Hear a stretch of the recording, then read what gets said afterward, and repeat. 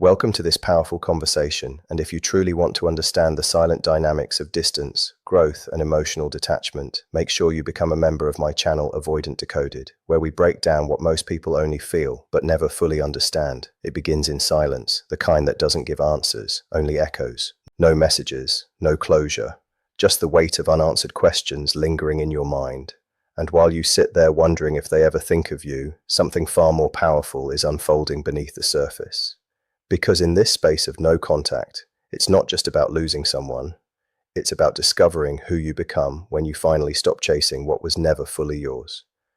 You're in no contact with an avoidant, and it can feel like you're stuck in a quiet, confusing space. There's no closure, no clear answers, just the same questions playing over and over in your mind. Do they miss you? Are you even on their mind at all?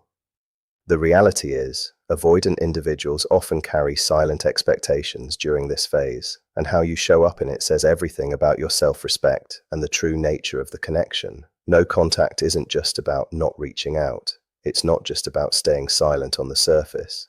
Real no contact is an internal shift. It's about emotionally stepping back, not just physically disappearing. A lot of people think they're doing it right simply because they're not texting, but internally they're still tied in. They're checking social media, rereading old conversations, imagining what they would say if the person came back, or posting things hoping to get noticed. And this is exactly where the cycle stays alive. Because even if you're quiet on the outside, that emotional attachment still carries energy, and avoidant personalities are more aware of that than people realize. They may not openly respond to emotions, but they can sense when you're still energetically focused on them. True space means your attention is no longer on them at all, not in your actions, your thoughts, or your expectations. When someone avoids closeness because it overwhelms them, even the feeling that you're still emotionally there can keep that pressure alive. Here's where it becomes interesting. The moment you truly let go, not as a tactic, not to get a reaction, but because you've shifted your focus back to yourself, something changes. Your absence becomes real. It's not emotional, it's not performative, it's just complete. And that's when your absence begins to carry weight on their side.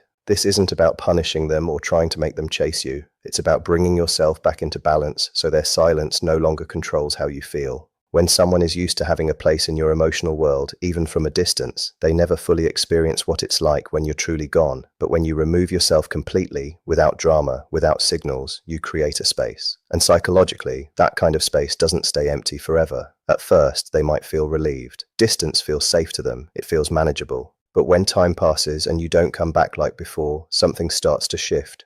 Curiosity begins to replace certainty. They start wondering why you're not reacting, why you haven't returned, why things feel different this time. That's when your presence starts to grow again in their awareness, not because you're chasing, but because you're no longer available to be chased.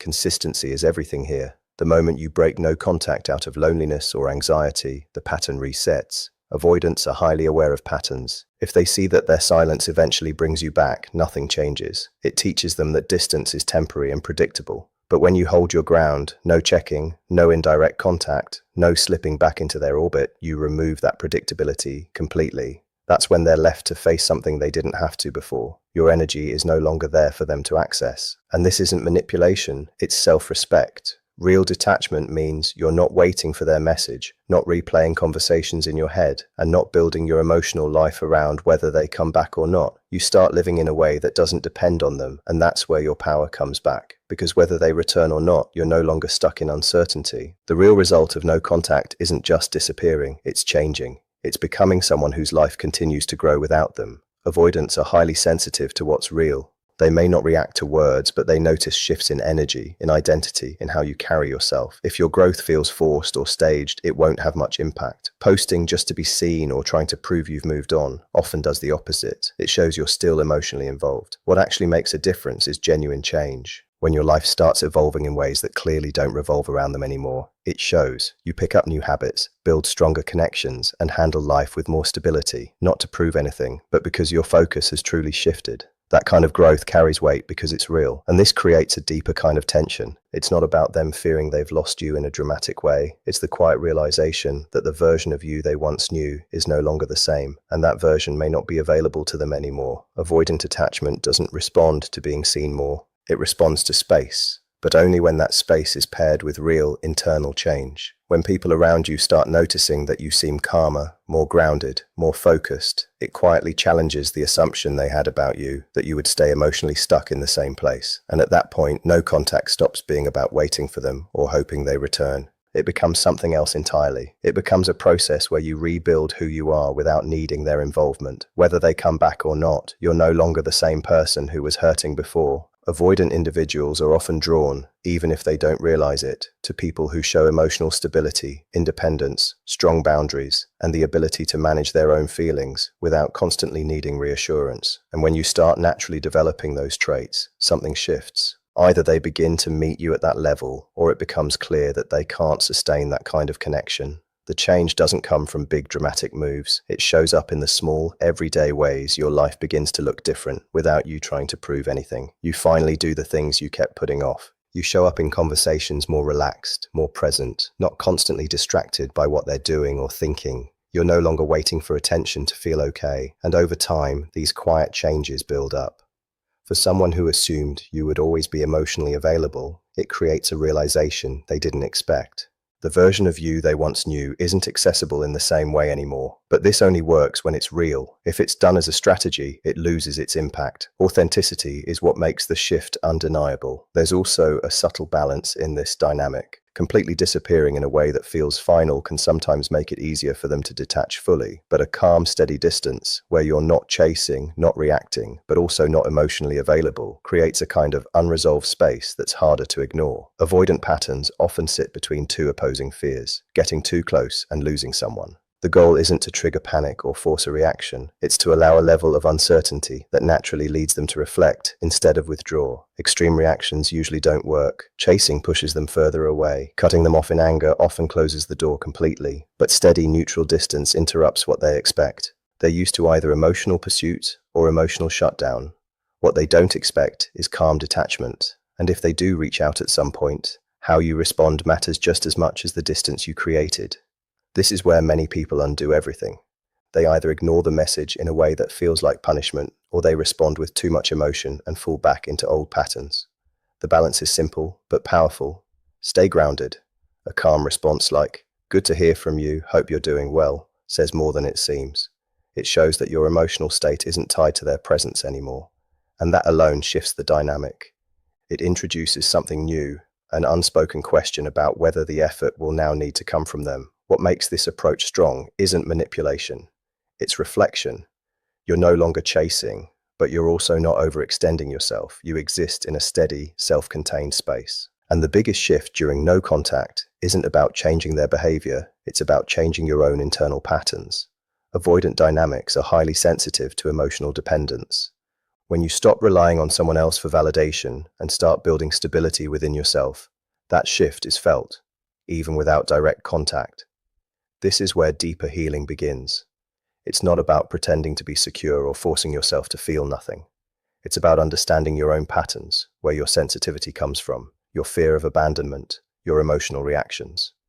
As you work through those layers, you start learning how to regulate your own emotions. You soothe yourself instead of waiting for someone else to do it. You set boundaries not out of fear, but out of respect for yourself. And gradually, your entire presence changes. You become less reactive, less uncertain, less driven by anxiety. That shift is what changes the dynamic, not because you're trying to show it, but because it's real. Avoidant individuals often respond, even unconsciously, to people who aren't trying to pull emotional security out of them. When you stop chasing reassurance, overthinking, or constantly checking, the pressure that used to trigger their withdrawal begins to fade. In its place, something else appears: quiet confidence, a sense that your life is moving forward with or without them. It shows in small ways. You speak with intention instead of urgency. You don't over-explain yourself. You're not dependent on constant interaction. Even being alone starts to feel stable instead of empty, and these changes are noticed, not because of what you say, but because of what you stop doing. At that point, the dynamic shifts in the background. You're no longer someone orbiting around them. You become someone who exists independently of their validation. And that creates a different kind of uncertainty for them, something calm but unfamiliar. As you become more secure within yourself, the need for these patterns slowly fades. You begin to understand that real emotional safety shouldn't require strategy, silence, or constant effort. It should feel steady on its own, and whether they return or not becomes less important than the fact that your emotional world no longer depends on them. The final shift is subtle but powerful. You stop trying to be understood through reactions. You become someone who isn't defined by whether they're present or absent in your life. Avoidant individuals are often used to being the distant one, the one slightly out of reach, while others reveal too much too quickly. That pattern feels familiar to them, but when you stop overgiving, stop chasing, and carry yourself with calm restraint and emotional balance, it disrupts that pattern. You're no longer predictable. You're no longer fitting into the role they're used to. And this isn't about tactics or trying to get a reaction. It's about taking your emotional ownership back. Your feelings are no longer something you constantly display or shape around how they might respond. And when that shift happens, something changes quietly in the background of the connection. Not instantly, not dramatically, but steadily. During no contact, people often swing to extremes because discomfort pushes them to look for relief. Some express their emotions indirectly through social media, music, or mutual friends, trying to show they're still affected without saying it directly. Others go the opposite way, creating an image of being completely unaffected, oversharing happiness or independence in a way that still comes from reaction. But both sides are still broadcasting emotion. Whether it's pain or indifference, it keeps the focus on the other person. It gives them something to interpret, something to categorize. And once they can do that, the uncertainty disappears. A more effective approach is emotional privacy. Not hiding your feelings, not pretending they don't exist, but choosing not to make them available for interpretation. When your internal state isn't visible, something important happens. They can't fully figure you out anymore. And when someone can't map you the way they used to, they start adjusting their perception of you. That creates a natural psychological gap. And inside that gap, something begins to form. Not chaos, not confusion, but quiet, lingering questions. What starts to happen in this space is something most people don't fully understand. When there's no longer predictable emotional feedback from you, a different kind of tension begins to form. Questions quietly take shape on their side. Where do they stand with you now?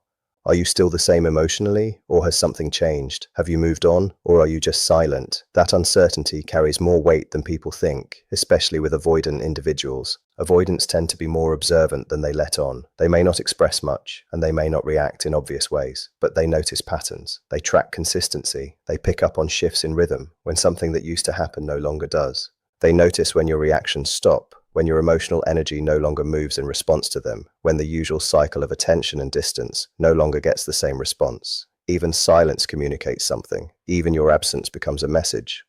There's a psychological reason this matters. It connects to something known as the Zeigarnik effect, the tendency for the mind to hold on to unfinished or unresolved situations, more than ones that feel complete. When something feels open-ended, the brain keeps returning to it, trying to make sense of it, even in the background. But the real shift here isn't about trying to create that sense of unfinished business on purpose. It comes naturally when you stop over-explaining yourself and stop making your emotional state fully accessible. When everything is clearly expressed, when all your feelings are laid out and easy to understand, the situation becomes simple to process. It gets mentally closed. But when your emotional state is no longer obvious, when you're no longer constantly explaining or reacting, things don't get categorized so easily.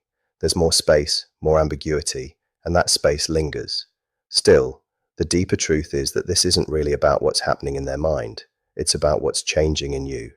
You're no longer operating from a place of constant emotional exposure, and that shift matters because avoidants are highly sensitive to authenticity, even if they don't talk about it. They can usually tell the difference between someone who is pretending to be detached and someone who genuinely is. Acting unbothered is a strategy. Actually, becoming less dependent on someone's validation is a completely different state. One is unstable and reactive. The other is grounded and consistent, and only one of those creates a real shift in the dynamic. When your emotional steadiness is real, it doesn't fluctuate based on what they do. It doesn't spike when they come closer or drop when they pull away. It stays consistent. And at that point, something subtle begins to change.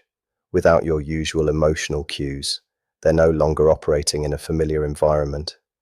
The old pattern, reassurance, distance, reaction, repeat, starts to break down. What replaces it is ambiguity. And while ambiguity doesn't always force immediate action, it does create a kind of quiet discomfort. It leaves room for reflection.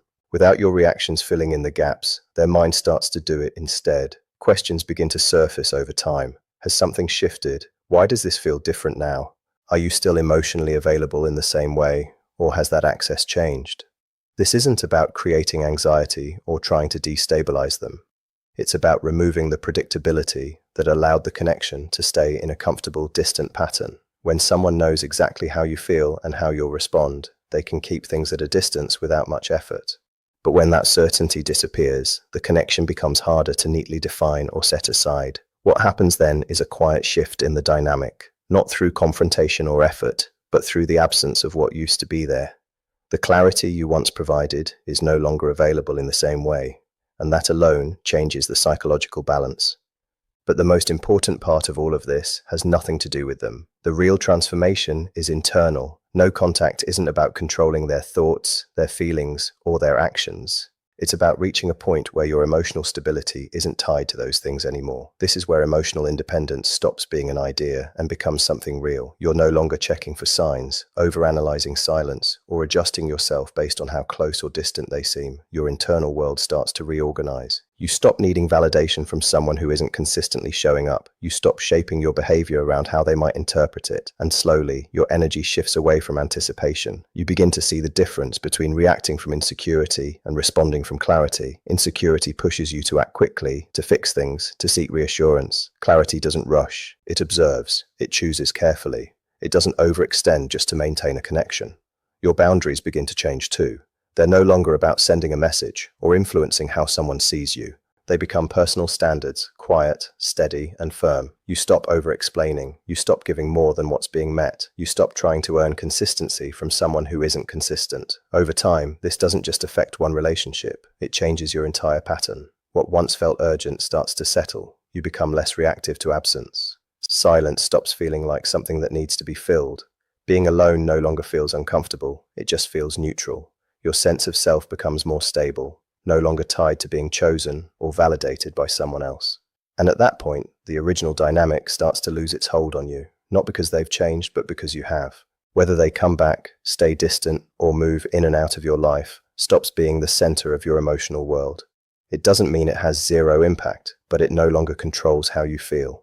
That's where the real outcome of no contact shows up, not as a way to get a reaction, but as a process that brings your attention, your energy, and your sense of control back to yourself. In the end, no contact with an avoidant isn't about strategies or silent signals. It's about growth. It's about shifting your focus away from trying to understand or influence them and toward building clarity and stability within yourself. When you stop chasing answers from them and start creating them for yourself, everything changes.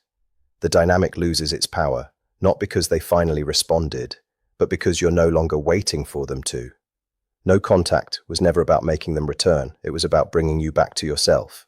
It was about breaking the cycle where your emotions depended on their presence, their silence, their inconsistency, because the real power was never in waiting to be chosen, but in choosing your own peace when clarity was never given.